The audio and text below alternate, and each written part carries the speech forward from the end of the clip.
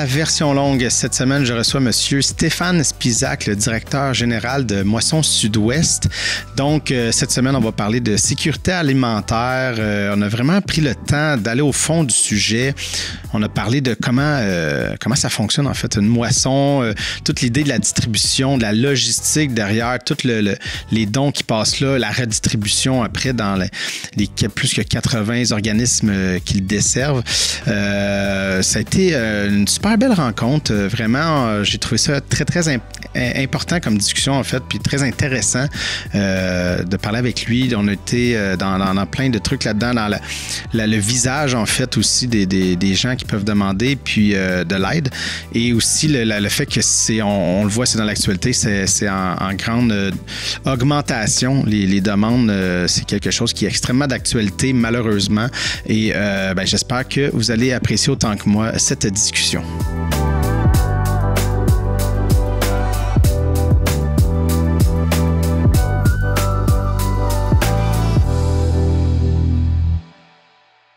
On s'est rencontrés récemment pour faire un topo avec Concertation Horizon sur le nouvel entrepôt, entre autres. Là, on va avoir le temps d'en revenir là-dessus, mais on va rentrer dans le vif du sujet parce que je sens qu'on a beaucoup de choses à jaser aujourd'hui, mais peut-être on va parler globalement Moisson Sud-Ouest. Qu'est-ce que ça fait exactement? Moisson Sud-Ouest, c'est une banque alimentaire qui couvre 3 MRC, qui sont Beauharnois-Salaberry, le Haut-Saint-Laurent et Vaudreuil-Soulanges. On fait partie d'un réseau de banques alimentaires du Québec qui, lui, regroupe 19 moissons. Et puis, le chiffre m'échappe là, au niveau des membres associés, mais en fait, on couvre tout le territoire québécois à travers toutes les moissons. Nous, on se plaît à dire qu'on est le garde-manger de la région. Puis on dessert des organisations. Fait que notre rôle, c'est un centre de distribution où on recueille les denrées, on les prépare pour pouvoir les donner au-dessus de 80 organismes dans la région qu'on dessert. Puis eux, à ce moment-là, ils viennent en aide à leur clientèle, là, que ce soit en maladie mentale, des maisons d'hébergement ou même des dépannages alimentaires pour les gens qui sont dans le besoin ou qui ont une problématique temporaire. OK. Fait que vous êtes un peu comme c'est ça, vous êtes le côté quasiment logistique, là, gérer le stock, le départir. Là, c'est... Tout à fait. C'est toute une équipe.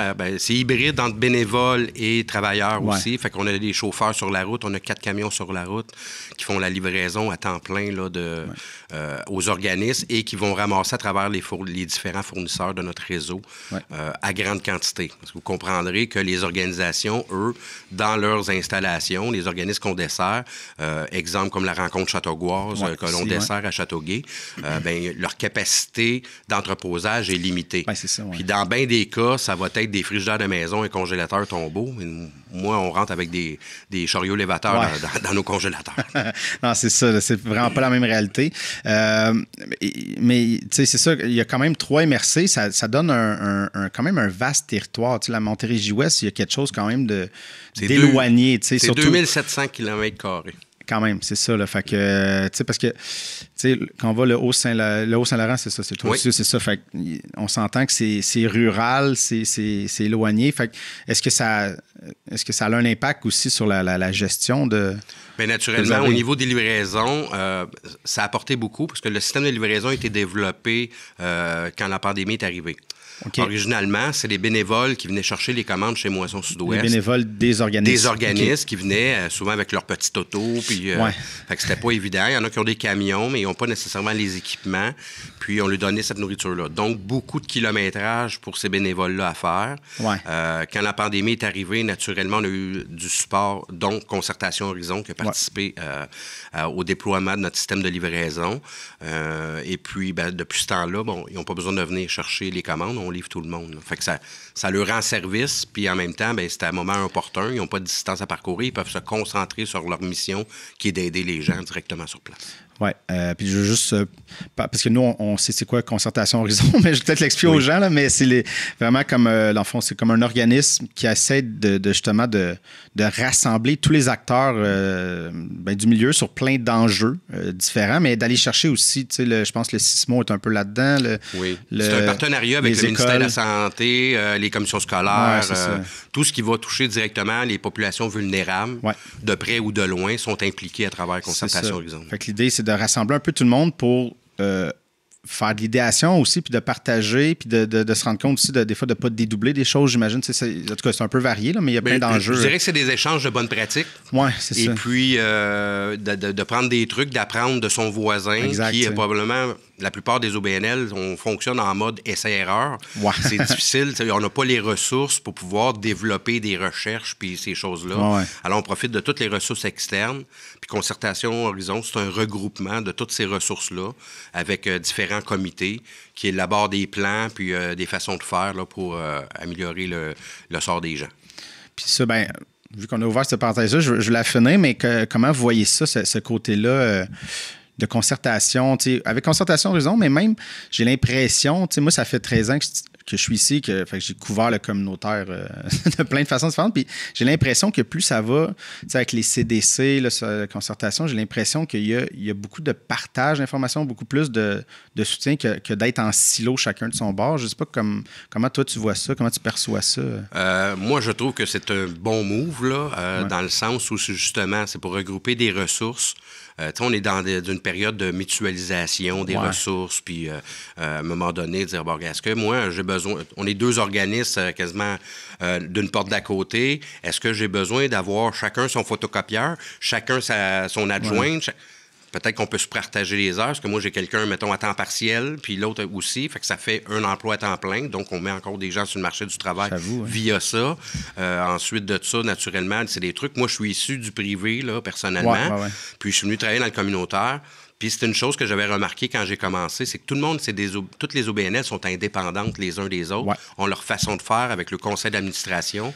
C'est une façon de regrouper puis de dire, OK, bien là, on s'en va dans un sens. On peut tout aller dans le même sens, premièrement. Puis, on ne veut pas dédoubler des ressources. Fait qu'on devient des gens qui donnent des références en même temps.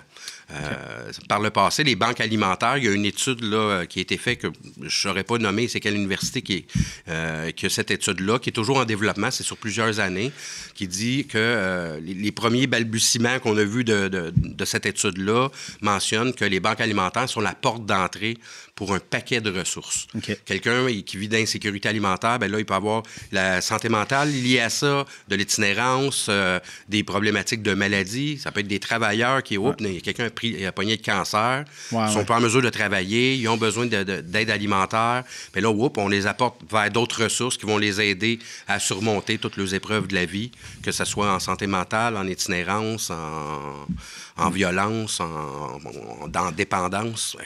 On devient comme un centre pour pouvoir référer ces gens-là. Un peu partout, oui, c'est ça. Oui, parce que, puis juste pour finir la première parenthèse, mais tu sais, il y a l'idée que, tu sais, le communautaire, mettons, il y a un organisme qui part parce qu'il y a une problématique X, le monde se met ensemble, mais tu sais, des fois, avec l'espèce de sous-financement ou la recherche d'argent, tu sais, c'est facile de tomber en silo puis penser juste à ton affaire parce que tu es investi émotionnellement aussi là-dedans, tu sais, puis je pense que c'est ça, de s'ouvrir puis de parler aux autres, puis à un moment donné, de se rendre compte qu'il y a peut-être des choses à faire ensemble, des choses puis ça peut aider des fois à relaxer. C'est ça qui est bizarre de dire, on va prendre le temps de jaser, le temps que tu n'as pas, mais finalement, ça va peut-être t'en redonner, tu sais, en tout cas. Oui, exactement. Là, ça développe des bons plans là, d'action, en fait, puis des actions concrètes aussi là, qui se passent sur le terrain, peu importe là, toutes les OBNL confondues là, en fonction de leur réalité. Parce que tout le monde est débordé. C'est la pénurie de main-d'œuvre, même dans les OBNL. Alors, d'autant plus, c'est difficile de les garder parce que les conditions de travail, souvent, ne sont pas aussi alléchantes que le privé. Mais en même temps, d'aider les gens, ça devient notre paye à quelque part aussi, mais comme tout le monde, on a des factures à payer personnellement. Fait qu'il faut qu'on soit rémunéré pour ça. Mais par contre, c'est très valorisant. On participe à quelque chose. Comme je disais, je viens du secteur privé. Ouais. J'ai fait le move en 2018 vers les OBNL en me disant, moi, je veux pas aider des actionnaires dans la vie, je veux aider des vrais gens. Okay. Pas que des actionnaires, c'est pas des vrais gens. C'est peut-être comme toi et moi qui investis à un moment donné dans des entreprises, mais je comprends. C'est une question de voir du concret en bout de ligne. Oui, c'est ça. Vu que tu ouvres la porte, je voulais en parler plus tard dans l'émission, mais ça m'intéresse, en fait, ce switch-là, puis ton background, en fait, qu'est-ce qui t'a amené là, mais fait que tu étais dans quel domaine avant? Moi, j'étais en logistique et en opération. Okay. Fait que les opérations, c'est mon dada. Là. Okay. J'ai fait plus de 25 ans, même 30 ans. Là, je calcule pas mon âge là, maintenant, le temps passé. Mais fait que c'était mon dada là-dedans. Mon apport à Moisson Sud-Ouest, entre autres, et Réseau des banques alimentaires en plus de ça. Là, parce que je m'implique au niveau provincial aussi. C'était d'apporter mon expertise pour pouvoir aider à améliorer les infrastructures et les façons de fonctionner de notre banque alimentaire, entre autres. En 2018, quand je suis arrivé, j'étais là pour informatiser l'endroit. En 2018, c'est pas si loin que ça. Non, c'est ça. Mais ça roulait encore avec des fax et du papier, puis des commandes faites sur un fichier Excel qu'il faut faxer. Puis... Ouais. Fait que je suis allé mettre ça à jour. C'est ça. Fait que maintenant, ça va super bien, c'est fluide. Puis... D'un autre côté, là, ça l'aide à la réinsertion de travailleurs là, où il y avait que la technologie rentre en ligne de compte. Puis après ça, ils peuvent aller travailler dans des centres de distribution. Fait que mon apport était de ce côté-là. Okay. Je suis un autodidacte. J'ai pas d'études universitaires. Okay. J'ai pas. Moi, j'ai un secondaire 5 dans la vie. J'étais allé au cégep 2 heures. Parce que quand je suis arrivé à mon premier cours, j'ai dit OK, non, c'est pas ça que je veux faire réellement dans la vie. Fait que je me suis retiré. Je suis allé sur le marché du travail. J'ai parti dans la vente au détail pour me ramasser tranquillement dans les opérations, puis devenir à la distribution, entre autres. Fait que c'est comme ça que j'ai fait mon évolution. Je suis un peu un autodidacte là, de ça. Puis j'aime beaucoup la lecture, puis apprendre sur différentes choses. Naturellement, à travers ma carrière, il y a eu plein de formations qui sont ajoutées à ça. C'est trop long à énumérer quand même. Là. Mais mon évolution est faite ça. Mais j'ai toujours été impliqué au niveau des jeunes, entre autres, comme le hockey mineur. J'ai été impliqué dans le hockey mineur de Beauharnois pendant... près de 15 ans là, comme arbitre, entre autres. J'ai été impliqué dans les cadets de l'air, l'escadron 626 de Châteauguay pendant plusieurs années. J'ai été cadet, mes enfants ont passé par là, je suis devenu instructeur là. Fait que mon implication sociale était quand même innée un peu à l'intérieur de moi. Ça devenait comme mon loisir, si je vois le côté job qui était très technique, très... on calcule à la seconde là, tout ce qui se passe, là, fait que c'est un peu ça. Oui, j'avoue, là, c'est ça, on parle de logistique, on parle de... Fait que là, c'est de la réflexion, l'efficacité, mais c'est ça, comment qu'on s'y prend pour... Puis peut-être que tu pourrais parler un peu là, du système là, que tu mets en place, l'informatique, là, mais j'imagine c'est comment qu'on s'y prend pour vraiment dire, OK, on délimite, puis comment qu'on met ces paramètres-là. Bon, c'est sûr que quand je suis arrivé chez Moisson, j'ai pris, je dirais, le premier mois à étudier les façons de faire pour savoir en quoi le système informatique de gestion d'entrepôt pourrait apporter à l'organisme en efficacité, puis aider les gens à aller plus vite pour bâtir des commandes. Parce que c'est toujours une question, pour la main-d'œuvre qu'on a, essayer de faire le plus de commandes possible pour aider le plus de gens possible. Alors, j'ai étudié ça pendant un certain temps, 1 mois, comme je te dis, puis ensuite de ça, là, on se fait un plan, comme un architecte, avec des dessins sur une feuille, là, puis dire, OK, là, quand je reçois, à titre d'exemple, pour donner un exemple, c'est, bon, est-ce que c'est normal que cette boîte-là, je la transporte 3 fois? Est-ce que je peux la transporter juste une fois? Donc, les 2 autres fois, le temps supplémentaire, je vais pouvoir le mettre à autre chose. Puis, les employés ou les bénévoles ne courront pas comme des poules pas de tête parce qu'ils ne savent pas où s'en aller. Fait qu'on structure cette partie-là. Il y a moins de chances aussi de se tromper, parce que là, si on déplace, à un moment donné, ta tête à... Exactement. Puis, fait que le premier objectif, c'était de gérer l'efficacité, de dire, bon, OK, on change le département de place parce que pour la fluidité de la chose, il faut analyser la fluidité. Du moment où la denrée rentre du fournisseur, où j'ai été chez le camion, comme helper à côté, puis je suis allé voir le gars qui ramasse. Je prends une denrée du moment 0, puis je la suis jusqu'à temps qu'elle ait donné à un organisme. À partir de là, on fait notre plan de match. On avait informatisé notre système en fonction de ça. Mon deuxième défi qui était, à travers de gagner en efficacité, était de s'assurer que les gens, pour faire des commandes, que j'ai pas besoin de donner une formation de 2-3 mois. Il y a des systèmes d'entrepôt là, qu'on voit chez les Amazon, chez FedEx, où tout est sur le gun. Puis c'est compliqué, un paquet de numéros, puis ça devient très complexe. Nous, on a fait une plateforme tablette avec des iPads, puis qui est très versatile, puis facile de compréhension pour des personnes qui ont des limitations. Parce qu'à travers nos bénévoles ou nos employés, on a des gens qui ont certaines limitations. Fait que pour pouvoir les faire évoluer, en même temps, eux autres peuvent se sentir dans la gang. Parce que je traite tout le monde égal, moi, dans la vie. Fait que ça devient important pour moi. Fait qu'en 5 minutes, je prends un nouveau bénévole, je lui montre comment ça marche, le système de commande, puis il est capable de l'opérer. Ça prend 5 minutes. Après ça, il y a les étapes de réception, des choses à ajouter naturellement. Ça, mais on est capable de profiter pleinement de nos ressources. On reçoit des stagiaires d'école. On est capable de lui montrer ça en 5 minutes. Ils savent déjà, de toute façon, à l'école, ils sont déjà informatisés, ils sont de cette génération-là. Mais avec des gens plus vieux, ils ont comme la peur de l'informatique. Ils ont l'impression que si on appuie sur un bouton, ça va s'auto-détruire. Mais on l'a amélioré. Fait qu'on a fait ça très convivial, très facile d'approche, puis de compréhension des couleurs. Fait qu'on est loin du juste les digits là, qui rentrent sur les commandes, avec un système de code barre, ce qui nous permettait aussi d'éliminer toutes les erreurs possibles de quelqu'un qui se fourvoie dans des commandes. Là. Fait que là, à ce moment-là, ça dit tu as 3 boîtes de fruits à scanner. Mais il scanne ces 3 boîtes de fruits. Si on scanne une 4e, la machine va lui dire non, tu as atteint tes 3, ta commande est complète, elle change de couleur. Fait que c'est visuel aussi pour les gens. Puis s'il ne scanne pas le bon produit, la machine va lui dire c'est pas le bon produit. Fait que c'est. À la limite, je pourrais mettre un robot, puis ça pourrait faire la job là, à ce niveau-là. Fait que c'est très, très aidant là, de pouvoir scanner les produits. Fait que ça évite beaucoup d'erreurs. À la livraison, c'est la même chose. Sur les feuilles de palettes qu'on met dans les camions, ils ont leurs feuilles. Fait que c'est bien indiqué. Il y a 2 palettes pour telle organisation. Puis on charge les trucks aussi dans un ordre précis pour être sûr qu'on n'a pas du stock à tasser pour aller chercher la commande en arrière. Fait que c'est fait vraiment en fonction de comment on débarque le matériel aussi. OK. Ben c'est vraiment intéressant de voir ça aller. Puis j'ai pu aller, je suis allé prendre des images là, à votre entrepôt temporaire à Beauharnois. Là. Oui. Puis j'ai vu un petit peu le système. Là. Je trouvais ça intéressant, l'efficacité de tout ça. Mais donc, c'est ça. Fait que tu es arrivé en 2018, mets en place ça. Puis là, ben, la pandémie arrive. Tout à fait. Fait que c'est ça. Fait que qu'est-ce que ça a changé pour vous? Ça a tout changé. Pour Moisson. Il fallait repenser nos façons de faire. Juste le système de livraison. Là. Moi, je vais arriver là-bas, on avait un camion. J'étais obligé d'acheter 3 camions pour pouvoir desservir la population. Parce que quand on avait fait le système de livraison, il faut se rappeler que les personnes de 70 ans et plus devaient être isolées. Ils ne pouvaient pas sortir de la maison. Mais ça se trouve être 80% des bénévoles des organismes, c'est ces gens-là.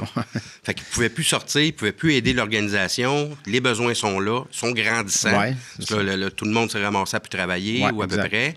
Alors, fait que ça avait des gros impacts à ce niveau-là.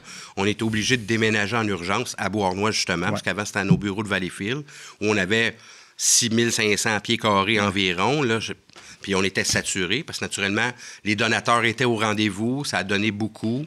Le gouvernement a dit, François Legault a dit que les banques alimentaires étaient un service essentiel. Ça devient mon cheval de bataille aujourd'hui. On est un service essentiel. Et puis, fait que, naturellement, les donateurs, ça a afflué. On est obligé de louer l'entrepôt. Manque d'espace. Puis 6 mois après qu'on soit installé à Beauharnois, je manquais encore d'espace. Puis j'étais rendu à 9000 pieds carrés. Là. Fait que là, il fallait penser au projet de OK, il faut se bâtir un nouvel entrepôt. Parce que même si tout se règle avec la pandémie, ça prend souvent 24-36 mois avant qu'une situation se restabilise au niveau économique. Fait qu'il fallait prévoir pour les 3 prochaines années. Puis là, ben, est venu se mêler à ça, l'inflation, puis le reste. Fait que ça n'arrête jamais. Ça n'arrête pas, là, c'est ça. Puis, tu sais, juste pour expliquer aussi, à Valleyfield, c'est pas très haut, en fait, les plafonds. Non. En plus, fait que ton 6000 pieds carrés n'est pas doublé. Exactement. Mais à Beauharnois, déjà, c'est plus haut. J'ai au moins 3 palettes de haut. Là, ça peut-être 20 pieds. Tu sais, j'avais 12 pieds de plafond maximum à Valleyfield. Puis là, j'étais à 20 pieds de plafond. OK, c'est ça. Fait que je peux tout doubler, tripler, quadrupler. Oui, c'est ça. Et puis là, le nouvel entrepôt s'en vient. En fait, vous êtes là-dessus. Je suis allé visiter. Moi, c'était tout... Il n'y avait rien de fait, là, mais ça va ressembler à quoi, en fait d'espace, en fait de... Nous, on a acheté un bâtiment sur le chemin Larocque à Valleyfield qui a 13 000 pieds carrés présentement. Okay. Et on va ajouter 8 000 pieds carrés de congélation et réfrigération. Fait qu'il y a un projet d'agrandissement qui va avec ça. Présentement, nos bureaux devraient être prêts ce mois-ci. Okay. Fait que toute l'administration va pouvoir déménager, les serveurs, tout ce qui est le réseau informatique, système téléphonique. Okay. Puis ensuite de ça, on va monter, avec l'agrandissement, on va monter nos congélateurs, le sec, puis on va leur refaire une transition, quelque chose comme en janvier. Là. OK. Ah, mais ça, j'avoue, là, ça m'allume de quoi, là, mais la transition du serveur, du système informatique, y a-tu est-ce que ça va être... Est-ce que tu es capable de le déplacer sans arrêt de service? Oui. Okay. En fait, c'est un des bons coups aussi que Moisson a fait. Quand la pandémie est arrivée et qu'on a dû déménager, on n'a eu aucun bris de service. OK. Fait que pour les organisations, ils n'ont vu aucun impact de leur côté. Puis, naturellement, le volume de denrées a augmenté, fait qu'il y avait plus de choix aussi. Alors, on veut faire exactement la même chose quand on va déménager. Je ne veux pas avoir de bris de service du tout. Okay. Les serveurs vont être transférés durant le week-end, où il n'y a à peu près pas d'activité. Le week-end, j'ai juste des pick-up de chauffeurs qui ramassent des denrées là, dans les différentes épiceries. Mais sinon, il n'y a pas d'activité d'entrepôt, il n'y a pas de l'administration. Fait le vendredi soir, on va débrancher, puis il faut que ça soit fonctionnel le lundi matin quand on va reprendre. OK. Fait que c'est ça notre défi là. Okay. Mais dans mon expérience, j'ai cette habitude-là de me revirer sur un dixaine, on va le dire comme ça. Faut faire avec ce qu'il y a. Je me souviens, anecdote comme ça, on a déjà monté un entrepôt, puis je suis arrivé sur place. Les vannes étaient dans le cours prêtes à décharger, mais quand je suis arrivé sur place, les rackings n'étaient pas montés. Ah. Alors que j'avais eu confirmation que c'était fait. Okay. Fait qu'il fallait se revirer sur une... Les vannes ne peuvent pas repartir avec le stock. Il faut que ça débarque. Fait qu'il a fallu gérer ça à ce moment-là. Fait que ça m'est arrivé là, en carrière des coups comme ça. Là. Mais sinon, ça va bien. Okay. C'est sûr que c'est perturbant pour les gens, pour les employés. À un moment donné, ils ont une sécurité, une référence. Puis là, il y a un changement radical qui se prend. Ça va fonctionner. J'ai beaucoup de questions à travers mon personnel. Ça va fonctionner comment là-bas? Ça va faire... On va juste gagner en espace. On continue à faire exactement ce qu'on fait. Ça ne sera pas des changements aussi majeurs qu'on a eu en 2020. Okay. Ils ont l'habitude, là, présentement, de fonctionner dans un entrepôt qui a quand même plus de place qu'on avait à Valleyfield. D'avoir un lift sur place. Oui, exactement. Là, puis mes gens tous mes employés ont leur carte de lift aussi là-bas. Fait que c'est important que mes gens soient polyvalents. Là. Fait que pour la plupart, ils peuvent se ramasser sur un camion, ils peuvent faire du chariot élévateur, ils peuvent faire de la préparation de commandes, comme ils peuvent faire du compostage puis du lavage. Okay. Fait qu'on est un peu polyvalent. Tout le monde est là pour la cause. Fait que c'est ça qui est vraiment important là, de notre côté. Fait que, mais c'est ça pour la gestion de... Parce que là, tu viens de dire, faites du compostage, mais je voulais aller vers là un peu la gestion de ces denrées-là, parce que, bon, il y a beaucoup de... Bon, qui a des dates plus loin, ce qui est sec. Ça, mais tu sais, vous avez des fruits et des légumes. Comment qu'on gère ça pour avoir le moins de pertes possible, en fait, ce qui est le frais, en fait? Oui. En fait, c'est le frais, puis ça ne dure pas souvent dans le temps. Exact. Alors, on a différentes étapes pour essayer d'en sauver le maximum possible. J'ai pas réussi à atteindre le zéro perte, mais je peux me vanter. Là. Je me vante, mais je vais me vanter. Allons-y. Quand je suis arrivé chez Moisson, on avait, dans le frais, on avait à peu près 60 % de pertes. Okay. On récupérait que 40 %. Là, je tourne dans les alentours de 9-10 % de pertes. OK. Fait qu'on a une nette amélioration. Il y a toujours place à amélioration avec différentes étapes. Exemple, je reçois la nourriture des épiciers qui m'envoient. Ouais. Les bananes sont déjà jaunes. Ouais. C'est pas comme quand on les achète vertes, puis il faut attendre une semaine sur le comptoir. Là. Fait que nous, ils sont déjà prêts. Nous autres, la fenêtre est... La fenêtre, elle s'est réduite parce que ça va vite. Fait que là, on fait tout ce qu'on a besoin de légumes pour la semaine. Ensuite de ça, puis ça, c'est à chaque jour. Là. Fait que, en fait, je prépare mon lendemain là, pendant tous les jours de la semaine. Ce qui va rester, on va en donner dans nos surplus. Là. Tout le monde a leur commande, puis qu'on a comblé la demande qui sont faites à moisson. Ouais. On envoie ça dans des frigos communautaires qu'il y a à différents endroits sur le territoire, dont Vaudreuil-Soulanges, entre autres. Il y en a à Valleyfield, à Beauharnois. Fait que, il y a une équipe de bénévoles qui vont retrier ça. Puis, dans ce qui reste du stock qu'on n'a pas pris, qui vont trier pour aller mettre dans les frigos communautaires. Il y a des fruits et légumes qui se ramassent dans des écoles quand ils sont vraiment en bon état. Ouais. Puis, ensuite de ça, la dernière étape, bien là, c'est le compostage, parce qu'on ne va pas les mettre au rebut. Ouais. On a une entente avec la MRC de Beauharnois, Salaberry. Eux, ils nous débarquent une vingtaine de bacs à compost. On s'est arrangé aussi avec des cultivateurs. Fait que ça permet de retourner dans les champs, fait qu'ils nous emmènent des grosses bines. Et on a un programme aussi pour nos surplus de pain, parce que le pain, il ne dure pas dans le temps. Ouais, tu sais, les baguettes qu'on achète à l'épicerie avec le bout ouvert, là, je peux malheureusement pas les redonner. On est géré par le MAPAC. Puis, il faut que je m'assure de la salubrité de l'aliment. Fait qu'à ce moment-là, quand le paquet est ouvert, c'est difficile de dire, y a-tu quelque chose qui s'est glissé à l'intérieur pendant le transport ou en revenant, c'est pas fait sur place. Fait que je peux pas les donner. Fait que ça, j'ai une quantité qui sort de ça. On envoie ça aux éleveurs. Fait qu'on appelait ça « mange tes croûtes ». On retourne ça dans la chaîne alimentaire. Alors, ils nourrissent les cochons, les animaux de ferme avec ça. Fait qu'on réussit à donner une deuxième vie encore à ces aliments-là, ce qui élimine beaucoup le compostage. Là. Et on va peut-être rentrer un peu là, justement dans le côté aide alimentaire. Là, avec la pandémie, là, on l'a effleuré, l'inflation qui prend un peu d'ampleur. Bien là, ça se stabilise, là, mais je veux dire, la pression est là, puis ça a fait monter les prix de l'épicerie. C'est facile de croire que là, la demande d'aide, en fait, a explosé. Là. Elle n'arrête pas d'exploser à chaque année. C'est ça qui est de valeur. On revient encore à la pandémie. Avant ça, c'était une augmentation de 30 des demandes. En pandémie, on a atteint des pics à 60 Fait que, après ça s'est stabilisé. L'inflation s'est mis à embarquer là-dedans. Fait que là, ça affectait d'autres gens qui ont de la misère à arriver. Puis naturellement, le commun des mortels, toi puis moi, s'il y a une place qu'on peut... on a nos obligations. La seule place qu'on peut couper, qu'on a un certain contrôle, c'est l'alimentation. Exact. Fait que c'est là qu'ils vont couper en premier. Fait que naturellement, il y a encore un autre 30 À chaque année, ça a augmenté de 30 depuis 3 ans, 4 ans. Ouais. Là, il y a les prochains chiffres du bilan fin FAIM, qu'on appelle, à travers le Québec, va sortir à la fin octobre. Et puis, on va avoir d'autres chiffres à donner. J'ai eu un aperçu un peu de ce qu'ils glissent. Pour faire un topo, 2018, avant la pandémie, je prends ma statistique à partir de mon arrivée où j'ai une donnée que je connais, là, qui est claire. On aidait mensuellement sur le territoire 7500 personnes.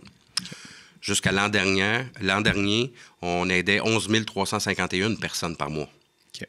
Là, on va frôler le 14 000. Fait que c'est encore en un an, un autre 3 000 personnes par mois. La quantité de travailleurs, l'année passée, a doublé. On avait environ 5 de travailleurs. Là, on frôle les 13 de travailleurs qui font des demandes d'aide alimentaire parce qu'ils n'y arrivent pas. Ils n'y arrivent plus. Je sais que, naturellement, les coûts augmentent dans tout. Fait que là, c'est dans le transport. Fait que même pour nous, ça augmente nos coûts. C'est ça. Puis moi, je vends rien. Fait qu'à ce moment-là, je peux pas ajuster mon prix de vente, j'en ai pas. Fait qu'il faut jongler encore plus à l'interne pour trouver des solutions afin de pouvoir aider à cette demande grandissante-là. Oui. Puis, tu sais, parce que là, justement, quand on je t'avais dit, il y avait un article dans le Journal de Montréal hier, justement, sur la demande d'aide qui explose. Puis les chiffres que tu as dit, là, c'est quasiment les mêmes parce que c'est un organisme à Montréal qui disait que 2021 faisait 7200 paniers. 2022, ils ont passé à 10 000. Puis cette année, pour se rendre jusqu'à la fin 2023, ils pensent se rendre à 19 000 paniers. Fait on voit l'ordre des chiffres qui a l'air de suivre un peu le tien. Ouais. Puis c'est ça, c'est qu'il faut commencer à se dire que là, il y a de plus en plus de travailleurs. Fait que l'inflation, l'épicerie monte, tout monte, mais les salaires n'ont pas suivi. Fait que il faut peut-être revoir notre façon de. C'est pas. Peut-être qu'avant, on se disait, l'aide alimentaire, on va des gens, on se faisait un profil type qui était peut-être même déjà un peu erroné dans le profil, mais justement, c'est quoi un peu le profil des gens? C'est des gens qui ont besoin d'aide. Des fois, ça peut aller, parce que tu me disais, vous touchez un peu à tout, des fois, santé mentale, fait que ça faire un portrait un peu de la balle. Bien, naturellement, si on va dans tous les créneaux d'insécurité en général, pas strictement d'insécurité alimentaire, dû à la pandémie, il y a eu des gros booms de santé mentale. Les gens étaient isolés, ça ne socialisait pas, il y a des gens qui sont enfermés sur eux. Fait que ça l'a affecté. Il y a eu une augmentation là, de problématiques de santé mentale. L'itinérance, ça fait les journaux là, de ce temps-ci. En plus, ça explose. Mais c'est parce que ça part du bas. Là. Avant, mettons, on avait des assistés sociaux qui avaient à peine arrivé parce que leur chèque, là, je lance un chiffre, il reçoit 600 $ par mois, mais son loyer est de 900. Il est déjà 300 dans le trou, pas manger, il n'a rien payé, il n'a rien fait. Là. Il ne peut même pas payer son loyer. Fait que là, ça rentre en colocation. Les relations ne sont pas les mêmes. Fait que là, c'est souvent, des gens qui se ressemblent vont s'assembler. Fait que ça gonfle la problématique. Fait que si tu es une personne en santé mentale, tu te ramasses avec 2 personnes avec un problème de santé mentale, un problème d'itinérance qui sont précaires. Fait que les gens qui étaient assistés sociaux se ramassent avec plus rien. Il y a même des travailleurs qui se ramassent avec plus rien. Il y a eu un paquet de faillites là, qui était avec ça. L'augmentation du taux directeur, je disais, pour stabiliser l'inflation, moi, je trouve que c'est bien personnel, ce que je vais dire là. Pas un coup d'épée dans l'eau, mais pour les moins nantis, ça les achève. Fait que, tu sais, à un moment donné, je comprends qu'ils veulent stopper le consommateur pour essayer de ralentir pour que les prix dégonflent. Je comprends le principe. J'ai fait de l'économie à l'école. Alors, fait que je comprends très bien le principe. Mais en même temps, le plus riche, ça ne l'affecte pas. Lui, il y en a moins, mais il y a plein de solutions. Il va augmenter ses placements. Les taux d'intérêt sont super hauts. Fait que forcément, que pour les placements, ça rapporte plus aussi. Oui, c'est ça. Fait qu'ils se rebalancent, eux autres. Mais la personne qui n'a pas de placement, la personne qui arrive à peine avec le revenu, eux autres, ça fait juste les tuer. Fait que moi, je pense que ça n'a pas un avantage économiquement, surtout à la vitesse que les taux directeurs ont augmenté. Tu sais, ils disent, ça prend 1 an avant d'avoir l'effet. Mais ils n'ont pas attendu 1 an avant d'augmenter de 0,25, puis de 0,25, puis de 0,25. Ils n'ont pas attendu les effets.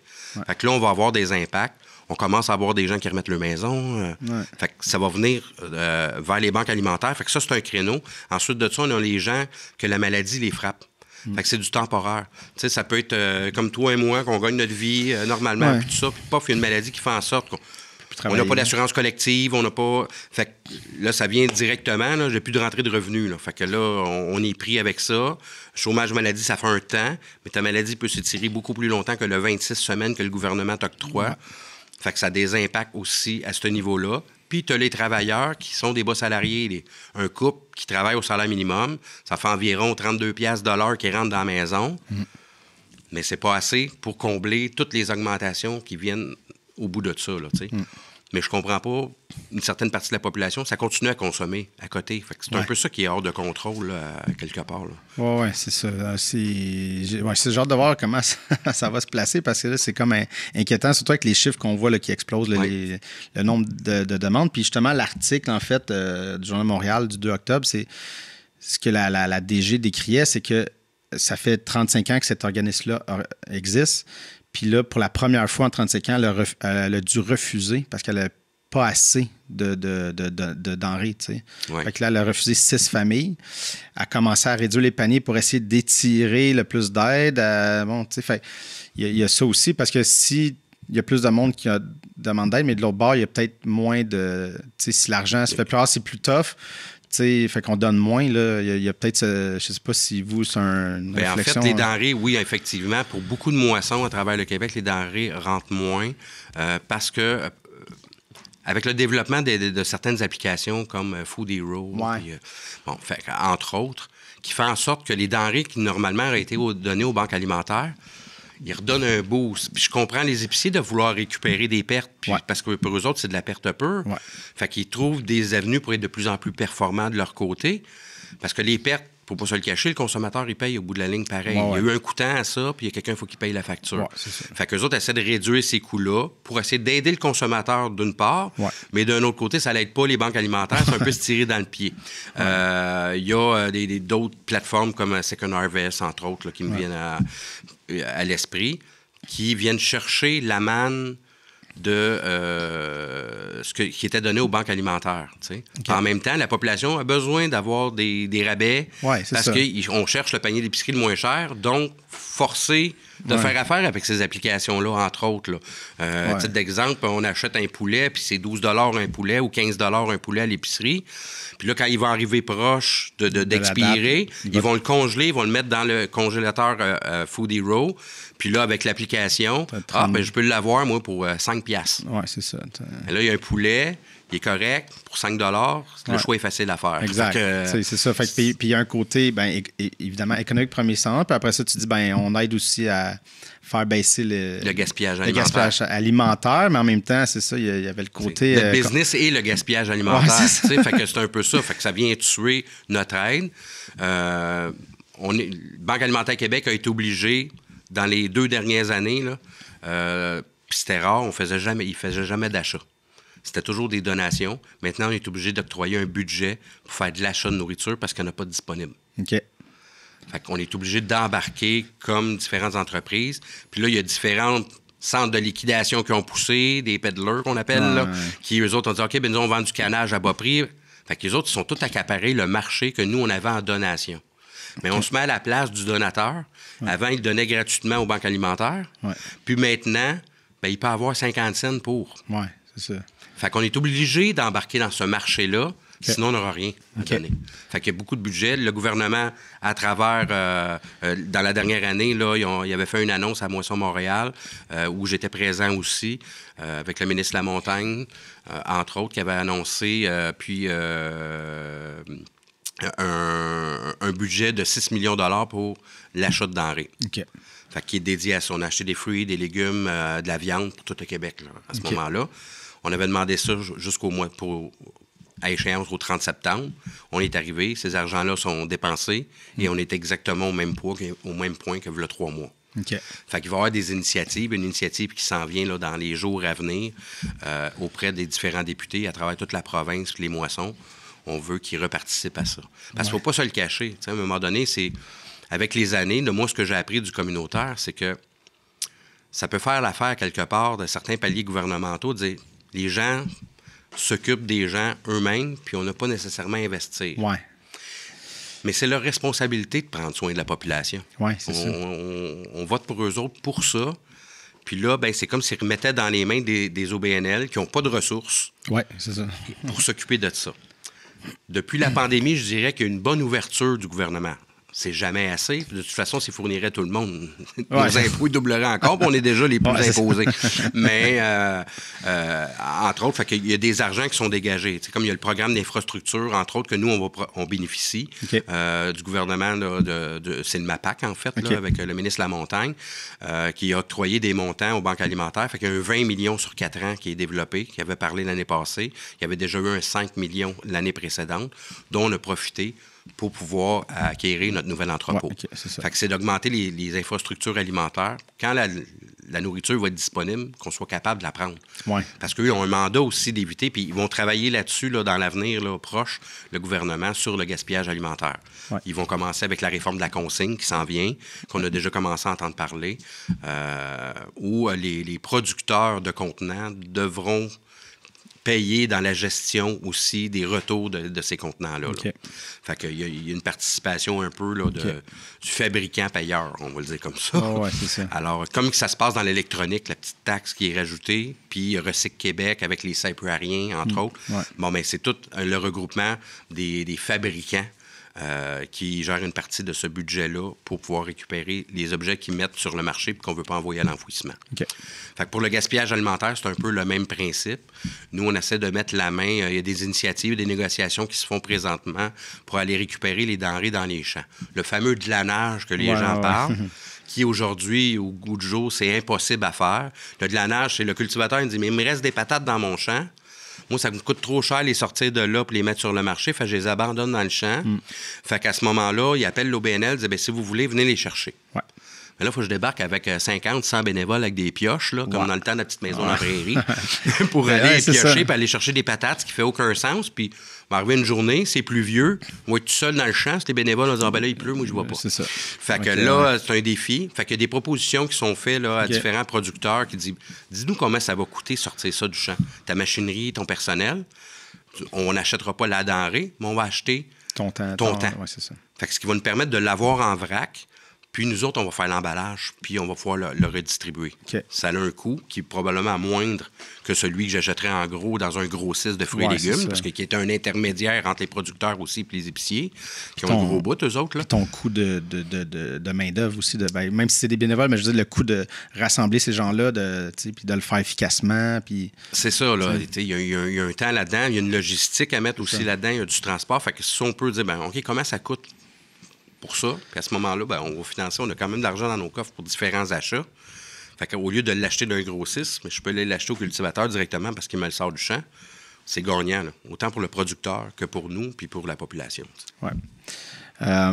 Depuis tantôt, il m'est revenu une idée, tu sais, qu'on a parlé des gens, les besoins d'aide, puis des fois des trucs temporaires, mais moi, je parle d'une anecdote, en fait, parce que là, longtemps, quand j'étais bénévole ici, on avait fait une émission qui s'appelait BA, puis on faisait des bonnes actions. C'est qu'on allait vraiment dans les organismes, puis on faisait du bénévolat, puis c'était une façon de parler de ce qui se passait. Puis on avait été avec la Saint-Vincent-de-Paul ici pour la guignolée. Fait qu'on avait été faire les bacs, faire les trucs, puis on avait été les porter chez les gens. Puis ça m'avait vraiment, vraiment ému, en fait. Puis c'était surtout un moment donné, tu te dis, on s'en va dans un quartier, puis là, c'est toutes des bungalows, des maisons. Tu te dis, à première vue, tu te dis, les gens ici n'ont pas besoin d'aide. Puis on arrive, puis c'est un monsieur, il n'était pas si vieux, fin quarantaine.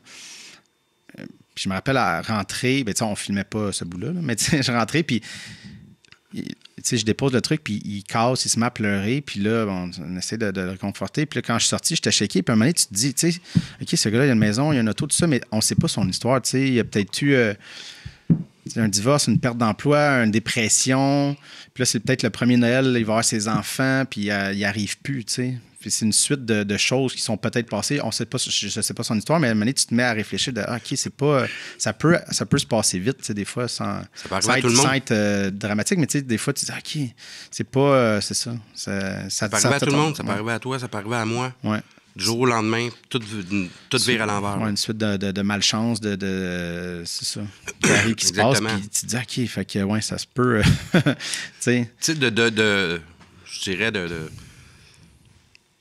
historiquement, les gens, puis je faisais partie de ceux-là avant que j'arrive chez Moisson, dire, OK, un OBNL, c'est un organisme géré par des bénévoles qui ont 70 ans à montant dans un sol d'église. Ouais. C'était l'image que les gens se font à l'externe. Après ça que j'ai vu, c'était quoi le réseau, qui est un réseau solide à travers le Québec, de différents intervenants, avec les 6 impliqués là-dedans, avec différents intervenants. C'est pas juste des assistés sociaux. Tout le monde, on la gêne. C'est pour ça que je reviens avec l'idée qu'on est un service essentiel. Ouais. C'est pour tout le monde. Ouais. Les banques alimentaires, les ressources en santé mentale, en hébergement, c'est pour tout le monde. Quelqu'un va avoir des difficultés, des obstacles de vie qui vont être arrivés. C'est là pour ça. Faut pas être gêné ou avoir l'orgueil de dire moi, je veux pas aller à une banque alimentaire, j'ai un bungalow, j'ai un auto, je suis dans une passe où je suis pas capable. Je vais résister, je vais prendre mes économies, je vais appeler mon beau-frère, il va me prêter de l'argent. Là, ils vont faire toute affaire avec la famille pour pas faire affaire avec la banque alimentaire, alors que le service, il est là. Quand on est malade, on va chez le médecin, on se pose pas de questions. Mais quand on manque de nourriture, on ne devrait pas se poser de questions pour aller faire la demande. Exact. Fait qu'il y a de l'orgueil qui s'est mis, puis il y a les anciennes mentalités. Ah, bon, ça, c'est pour les assistés sociaux, qui ont travaillé eux autres. Et, tu sais, tout le côté péjoratif là, qui va s'ajouter à ça, mais c'est plus vrai, là. Non, c'est ça. En fait, ça n'a jamais été vrai. C'est comme dans n'importe quoi. Pour un cas, 2 cas on va les appeler des bougons, OK? Bien là, ils mettent tout le monde dans le même panier. Ah non. Puis c'est pas ça la réalité. Non, c'est ça. Si on prend les règlements, quand un règlement se fait, c'est jamais pour la majorité le règlement, c'est pour la minorité qui se conforme pas. Ils font un règlement puis on subit ce règlement-là. C'est la même chose pour ces gens-là. Ouais. Ces gens-là ont besoin d'aide. Des fois, ils ne sont pas conscients eux-mêmes qu'ils ont besoin d'aide pour une poignée de profiteux du système. Puis souvent, on les reconnaît, ces gens-là. Ils vont à la rencontre Châteauguay chercher un dépannage. 15 minutes après, ils sont à Bouffe Partage. Puis une demi-heure après, ils sont au coin du Partage à Beauharnois. Ouais. Ils font leurs épiceries de même à chaque semaine. Puis ils revendent le stock. Ah ouais. Tu sais, fait qu'il y en a de ça. C'est ça, mais c'est une minorité. Les gens ont vraiment besoin de manger. Puis les enfants, c'est fou, là. Ouais. Dans les écoles, les enfants qui arrivent avec le ventre vide, c'est incroyable. C'est plus de 30 chez nous, là, d'enfants aidés, là. Okay. Ça a été des années, c'était 40 quelques %, mais comme les demandes augmentent beaucoup, ça reste au moins le tiers, là, sinon plus, d'enfants là, qui ont besoin d'aide alimentaire. Ah, c'est fou, cette statistique-là. Des fois, ils n'y pensent pas. Là. Mais c'est vrai qu'il ne faut pas avoir peur d'utiliser les ressources, d'aller au communautaire. Juste, puis là, c'est un autre ordre d'idée, mais ma copine, là, est un peu avec sa carrière, elle ne sait pas trop. Ça veut se réorienter, puis elle cherche un peu. Puis là, elle est en bas de 35 ans. J'ai dit, il y a les Carrefour Jeunesse Emploi. Tu es en bas de 35 ans, c'est gratuit. Oui. Ah oui, parce qu'elle pensait peut-être aller voir au privé un orienteur, quelque chose. J'ai dit, avant de payer, il y a ça qui est gratuit. Oui. Mais tu sais, dans notre tête, on va mais tu sais, c'est pour mettons, les plus jeunes qui ont plus de difficultés puis qui ont besoin d'être encadrés. Je dis, non, c'est pour tout le monde en bas de 35 ans. Exactement. Qui ont des questionnements d'emploi. Fait que voilà, puis elle a commencé un processus, puis on verra. Puis j'ai dit, au pire, si c'est pas assez, tu paieras quelqu'un après, mais au moins, tu sais, elle est allée. Puis, mais tu sais, c'est ça, des fois, c'est juste de dire, ouais, j'ai le droit. C'est pas limité. L'approche, c'est pas limité aux gens qui ont des différentes insécurités. Non, c'est ça. C'est pour tout le monde. Pour tout le monde, exactement. Puis, tu sais, dans la pandémie, c'est vrai, j'ai une autre anecdote. À Mercier, il y avait parti les marmitons, je crois. Oui, on a reçu des denrées de là à l'ancienne érablière. Oui, c'est ça. Qui est maintenant une salle de réception, le Boisé à Mercier. Oui.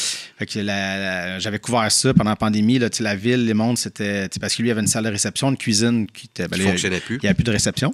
Fait qu'il s'est dit, moi, j'ai une cuisine. Fait que là, ils ont organisé des gens, ils sont mis ensemble pour cuisiner des plats pour le monde. Puis il m'avait dit un truc, qu'à un moment donné, ça s'était mis à... Les gens qui allaient là pour prendre des trucs, c'était à chialer parce qu'il avait vu quelqu'un avec une belle auto. Une grosse marque. Puis là, il disait, mais là, lui, il checkait de l'argent, blablabla, mais... ceux qui s'occupaient de ça, ils ont dit, on le sait pas, là, tout le monde, peut-être lui, sa job s'est arrêtée. Puis s'il y a la grosse maison, 3 chars, puis il y a je sais pas combien de milliers de paiements par mois, puis là, sa job est arrêtée. Mais il y a 8000 $, de paiement, fait que il n'est pas capable là de se payer de la bouffe. Là, même s'il met ses objets à vendre, ça se vend pas en 15 minutes. Non, c'est ça. Fait que c'est ça. Mais il dit il a peut-être besoin d'aide pour vrai. Là, je pense pas qu'il vient pour le fun. Fait qu'à un moment donné, c'est ça, il faut revoir aussi ce truc-là. Surtout là, en pandémie, c'était évidemment là, quand tout a arrêté, là, c'était une autre affaire. Là, oui, c'était majeur, mais c'est pas parce qu'on a une auto neuve de l'année, ou même de haut de gamme. Ouais. Il a fait un choix de luxe. On s'entend. Mais il ne l'a pas payé. Non, il t'a pris. Il y a des paiements. Ça rentre, ça continue quand même. Là, fait que c'est proportionnel au salaire que la personne avait. Quelqu'un qui va gagner 20 $ de l'heure va se payer un type de véhicule, puis il va avoir un paiement X. Mais celui qui gagne 300 000 par année, il va avoir un type de véhicule, puis il a un paiement X. Mais si on regarde la proportion dépenses-revenus, on est à peu près à la même place. Le pourcentage qu'il doit investir dans ses paiements est proportionnel à ce qui rentre comme salaire. Fait qu'on est à la même place. C'est porter un jugement que je trouve facile sur ce que les gens ont. Vous seriez surpris, là, moi, dans le passé, dans mon vie du secteur privé. Il y a des gens qui ont habité dans le fameux quartier 10-30 quand ça s'est développé avec les grosses baraques. Combien qu'il y a une maison qu'à l'intérieur de la baraque, il n'y a pas de meubles. Il y a un set de patio en PVC blanc dans la cuisine parce qu'ils n'ont plus les moyens de s'acheter rien. Ils sont payés la grosse baraque parce que l'image est importante pour ces personnes-là, extérieures de la chose. Mais ils n'y arrivent pas plus. Non, c'est ça. C'est là qu'ils deviennent gênés. Il y a de la honte qui s'installe. Il y a un paquet de choses. il se provoque certaines anxiétés, en fait, là. Puis l'anxiété est proportionnelle à ce que tu as comme paiement, là. Non, c'est ça. Puis, tu sais, j'en ai vu aussi. Mon père a un magasin électronique. J'ai travaillé longtemps pour lui. Fait que je faisais beaucoup de livraisons chez les gens. Puis, c'est ça, des fois, tu arrives. Puis, tu fais, oh, OK, la grosse maison, tout ça. Mais tu sens que c'est serré par mois. Tu sais, c'est ça. Puis, c'est ça. Fait que chacun a fait ses choix de vie, là. Mais des fois, c'est ça, tu sais. Fait que, puis là, de dire, ben là, c'est la pandémie, sa job est peut-être. Tu sais, s'il ne travaille pas, puis il y avait. Tu sais, on ne sait pas c'est quoi ses paiements par mois, mais il continue à payer ses paiements, là. Ouais. Tu sais, fait que c'est ça. Fait que des fois, il faut revoir un peu ce truc-là. Je voulais parler un peu de. On l'a effleuré un peu à travers tout ça, mais de la réinsertion à l'emploi, qui est quand même important chez vous. Comment ça s'organise, en fait? Mais nous, c'est notre deuxième mission. Là. Notre première mission, c'est de nourrir les gens. Notre deuxième mission, c'est de faire de la réinsertion socio-professionnelle. Okay. Il y a différents programmes qui existent. Entre autres, si on prend au niveau des assistés sociaux qui veulent retourner sur le marché du travail, mais qui se retrouvent à être loin du marché. Ça fait plusieurs années qu'ils sont pas sur le marché, ou il y a des limitations qui font en sorte qu'ils ne sont pas sur le marché non plus. Ça s'appelle le Pass Action. Ils doivent donner 20 heures de bénévolat par semaine à un OBNL qui est accrédité là, au niveau du gouvernement. En échange, eux vont recevoir 130 $ de plus sur leur chèque. OK. Fait que c'est déjà un premier pas pour les amener tranquillement à réintégrer un marché de l'emploi. Ça dure environ 1 an. Après cette année-là, nous, on évalue si la personne va dire « OK, là, il est prêt. » Là, il va tomber comme un travailleur. On va embarquer avec les initiatives de subvention salariale pendant 6 mois. Fait que son salaire est subventionné. Il a droit à des formations. Il y a d'autres montants qui sont alloués à l'organisme pour y payer des formations, faire un suivi avec cette personne-là, entre autres. Puis l'habituer à... parce que là, il tombe dans un salaire. Il n'y a pas un chèque au premier, c'est un salaire, fait qu'il faut qu'il le gère. Ouais. Là, tu as une paye qui est rentrée, il ne faut pas que tu dépenses toute parce que dans 2 semaines, c'est le loyer. Fait que là, on les accompagne un peu là-dedans. Jusque-là, ça va jusque-là. Dans certains cas, ça va jusque-là. D'autres, ils ont déjà des intervenants du CIS ou de d'autres organismes en intervention, parce qu'on est très loin de dire qu'on est des intervenants dans la vie. Moi, j'agis en bon père de famille. Là. Comme je l'ai dit au début, j'ai pas de formation. Là. Non, c'est ça. Alors, j'y vais avec le gros bon sens. C'est ça que j'ai géré ma vie, puis je vais continuer comme ça. Je pense que c'était gagnant. Fait que là, on voit quand ils ont des aptitudes. Après le 6 mois de subvention salariale, dans bien des cas, je dirais au-dessus de 75 % de mes cas d'employés que j'ai actuellement ont passé par la subvention salariale chez nous, puis ils sont permanents maintenant.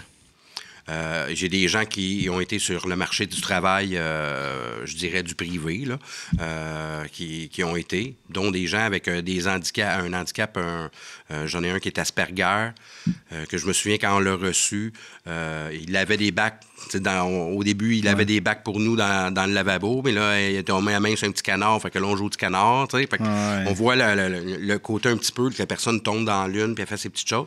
On l'a ramené. Bien, aujourd'hui, en 2023, il est chauffeur de chariot élévateur chez FedEx. OK. FedEx, il y a une place où ça bouge. Ça bouge. Il doit avoir une coupe de chariot. Exactement. Fait que lui, il a fait un processus. Là, il a passé un an et demi avec nous. Il a fini ses études. À travers ça, on est en collaboration avec l'école. Puis, finalement, on n'avait pas d'emploi pour lui, nous, mais on les aide à se placer sur le marché. Okay. Fait que ça fait partie du processus là, pour entrer chez nous. Là où on fait le plus de réinsertion socio-professionnelle, c'est à partir de notre magasin communautaire au hangar, où on récupère les objets de... Vous voulez te débarrasser d'une table, un set de salon parce que tu changes tes meubles, sont encore bons. C'est comme un donné au suivant. Nous, on envoie un camion, ils vont ramasser ça. On les met en vente dans le magasin communautaire à bas prix pour que ça soit accessible aux gens plus vulnérables. Et puis, à partir des profits qui sont générés de ça, ça permet d'acheter de la nourriture et de nourrir plus de gens. Okay. Fait que ce magasin-là, la profitabilité est vraiment pour essayer de faire une certaine pérennité de l'organisme. Ouais. Parce que dans ma vision, moi, de directeur, quand je fais des budgets, comme je viens d'un autre secteur, c'est très difficile pour moi de dire, si j'ai cette subvention-là, je vais faire ça. Si j'ai cet argent-là, monter des budgets avec des si, il n'y a pas grand comptable qui m'aime ça non plus. Non, c'est ça. Fait que ça prend des certitudes. Fait que moi, je veux augmenter notre ratio de certitude versus de l'incertain. Puis on va bon train là, à ce niveau-là. Je me plais à croire que dans les 5 prochaines années, ma moisson sud-ouest n'aurait pas besoin de faire de demande de subvention pour réussir à offrir ses services. Ça, c'est mon objectif ultime. L'économie sociale, moi, ça me parle. L'intégration des gens vulnérables où le marché du travail traditionnel ne convient pas. C'est pas parce qu'ils veulent pas, parce qu'il y a différentes problématiques qui font en sorte qu'ils ne peuvent pas conserver ce type d'emploi-là. Mais nous, on est un peu plus lousse, on est plus près des gens. Puis toute la profitabilité qui est générée, c'est réinjecté dans l'entreprise pour la faire grandir puis aider plus de gens. Moi, que ce soit des aidés en les nourrissant ou en les maintenant en emploi chez nous comme employés puis qui s'épanouit, ça fait toujours du bien à tous nos gens qui sont à l'interne. Exact. Puis, tu sais, on dirait que c'est ça, tu sais, mettons, de dire si tu travailles mal ou en tout cas si tu as des limitations, tu sais, au privé, c'est comme si, il y a comme une perte de profit, mais tandis qu'au communautaire, c'est plus, ce que la personne peut me donner, c'est un plus. Tu sais. Exactement. Je vais prendre ce qui est capable de me donner, tu sais. Oui. Puis surprenamment, si on prend le temps qu'il faut avec ces gens-là, ils sont capables de performer autant qu'au privé. C'est là qu'on les amène. C'est juste que le privé, lui, n'a pas le temps à investir pour l'amélioration de ça. Ils sont dans la performance. C'est des chiffres au trimestre. Alors, 3 mois, c'est vite passé, là. Fait que, ils ont des performances à donner pour différents actionnaires, pour différents objectifs de l'entreprise. Parce qu'il y a beaucoup de belles entreprises, là, quand même, que les gens ne sont pas des numéros. On va enlever les vieilles des années 60. Là. Mais sinon, là, on passe du temps avec des gens et c'est personnalisé à chaque. Souvent, dans l'entreprise privée, c'est un plan. Puis tout le monde, il faut qu'il fitte dans le cadre. Nous, on l'adapte à chaque personne. C'est de dire, mettons, là, je dis des chiffres, mais cette personne-là, au départ, réussit à monter tant de boîtes, mais là, tranquillement, à chaque mois, augmente, mais tandis qu'au privé, des fois, c'est comme, le chiffre est déjà élevé, puis il faut comme l'atteindre. C'est ça, il faut l'atteindre, puis dans 2 mois, je veux que tu sois à l'autre chiffre déjà. C'est ça. La courbe, c'est ça. La courbe, elle peut être plus lente, mais tu sais, de voir les petits progrès. En terminant, je voulais voir un peu. Déjà? Oui, ça avance vite, mais voir un peu je sais pas, comment tu vois le court, moyen, long terme? Est-ce que tu es confiant? Est-ce que, justement, avec les hausses qui augmentent, est-ce qu'il y a une crainte de. Comment tu vois ça, tu sais? À travers le réseau, entre autres, je vais te donner mon opinion par la suite. À travers le réseau, il y a comme, je dirais, 2 lignées de pensée. La première lignée de pensée dit la sécurité alimentaire, l'aide qu'on fait, ça devrait être une mesure temporaire. Puis à un moment donné, se régler. Dans le meilleur des mondes. Dans le meilleur des mondes. L'autre lignée de pensée dit ça a été bâti dans les années 80, puis on est en 2023, puis on est à la même place, sinon pire. Fait que moi, je pense que c'est pelleter des nuages de penser que ça va se régler. Fait que maintenant, qu'est-ce qu'on peut faire? Oui, il y a beaucoup de sollicitations au gouvernement, il y a beaucoup... Mais on est dans le quémandage, là. On est après quêter de l'argent toujours. Moi, je dis qu'il faut voir ça, toutes nos OBNL, il faut voir ça comme une entreprise. Puis, au lieu de donner des dividendes à un actionnaire, c'est la communauté qu'on donne. Fait qu'en ayant une vision d'entreprise, ça va nous permettre d'avoir des OBNL qui sont pérennes, d'assurer que l'argent va à la bonne place, puis de la transparence, puis de conserver les acquis des OBNL. Exemple, les emplois. T'sais, on en a profité de la pandémie pour faire des ajustements de salaire, sinon on perdait tous nos gens. Là. Parce que les emplois disponibles, là, on pouvait aller travailler au McDo pour 20$ de l'heure. Fait qu'on était plus à la même place. Moi, il faut que j'aille à côté ça. Alors, ça a eu un gros coût là, relié à ça. On a le magasin communautaire qui est venu pallier. Ça l'a aidé. Ça nous permet parce que quand on prend de l'argent de nos coffres, au lieu d'acheter de la nourriture et payer des gens, c'est pas ça notre but. Là. Notre but, c'est vraiment d'aider le plus possible. Fait que moi, je crois qu'il faut gérer ça comme des entreprises et s'assurer qu'on réussisse à tomber dans de l'autosuffisance. Parce que des subventions, c'est des appels de projets. C'est ça. Puis là, je ne veux pas parler à travers mon chapeau parce que j'ai pas 30 ans d'expérience en OBNL comme d'autres, mais trop souvent, je vois dire « Ah, il y a 100 000$ de disponibles là, il faut monter un projet. » Ils ont vu le chèque avant de voir si on avait le besoin. Exact. Il faut le voir de l'autre sens. Moi, ça ne me sert à rien. On est débordé, on en a jusque-là. Puis là, il faut que je fasse un nouveau projet pour accéder à 100 000$ pour ce projet-là. Ça ne va rien donner à mes opérations tous les jours. Fait qu'on veut travailler dans l'avenir, le réseau, sur la pérennisation des opérations des moissons. Faire valoir qu'on est des centres de distribution. On ne peut pas se comparer comme un OBNL sur le terrain. De plus petite envergure, sur le terrain directement, alors qu'on est des centres de distribution à travers le Québec. Oui, c'est ça. Fait que c'est un peu ça. Fait que moi, je crois que la pérennité passe par... Faut arrêter de se fier sur les gouvernements, malgré qu'ils ne font pas leur devoir. Mais réussir à s'autosuffire. Parce que ça fait 30 ans, 40 ans. Nous autres, Moisson, c'était créé en 89. Là. Okay. Fait que depuis 1989, on a toujours espoir que ça finisse, parce que c'est une mesure temporaire qui était faite pour la crise de l'époque. Ouais, il y a eu une autre crise en 2008. Là, c'est ça. Là, ça fait 2 ans qu'on dit on est sur le bord, puis elle n'arrive pas. Ouais. Mais il y a des signes qui sont là, ça va péter. Là. Aux 20 ans, là, ça pète. Ouais, fait qu'on va revenir à ça. Fait qu'on tout bien de pérenniser nos OBNL pour pouvoir s'autosuffire avec nos campagnes de financement, entre autres, puis la participation de la population qui, il faut se le dire, participe beaucoup là, en dehors des gouvernements. Il y a beaucoup de donations de monsieur, madame, tout le monde qui arrivent là, disent, je vous apporte un chèque parce que pour moi, c'est important. Je n'ai déjà eu besoin dans ma vie. Ouais. Ils vont avec leur vécu aussi. Là. J'étais plus jeune, on se payait un appartement, on avait 16 ans, on mangeait des ramen, puis c'est tout ce qu'on mangeait. Aujourd'hui, j'ai la capacité d'aider d'autres gens, ils le font. Fait que sans l'aide de la population non plus, on n'y arriverait pas. Là. Cool. Bien, on est obligé d'arrêter là, mais ça a été vraiment une belle discussion. Ça m'a fait plaisir, c'était vraiment... C'était constructif et je pense que c'était bon pour informer les gens aussi, puis essayer de changer l'image de l'insécurité alimentaire et de la pauvreté. Exact. Bien, merci beaucoup. Ça m'a fait plaisir.